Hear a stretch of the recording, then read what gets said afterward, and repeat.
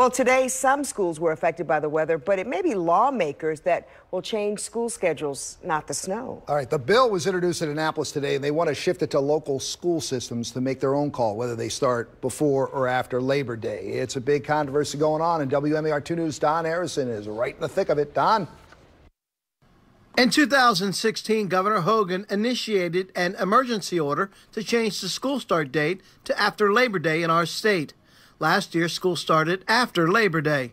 Governor Hogan says it allows families to get more out of their summer and to help tourism around the state. There was some pushback from Democrats that Governor Hogan stepped over his boundaries to change the start date of schools. Senator Paul Pinsky sponsored a bill that would allow local school boards to choose their own start date. And I think you want a full-fledged conversation of if we shorten the school year, it means giving up X or Y. And I think the school board is in the best place to do that. Governor Hogan says he has received a lot of positive feedback from the public about the later starting date. He has proposed compromise legislation to require voters to decide the issue in jurisdictions where there's a push to move the school start to before Labor Day. Some say the negative feedback with the start date was from the teachers union because they took away some in-service training days during the school year.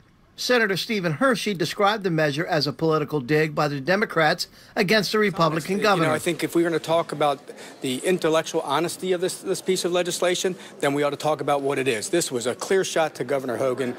Governor Hogan's been very popular, reelected, is coming across as, some great ideas and things that he's been doing, and this is one of the most popular things that he's done, and they're clearly taking a shot at him. Senator Pinsky's bill passed the Senate today along party lines by a margin of 31-13. The bill now moves over to the House, where Democrats hold a supermajority.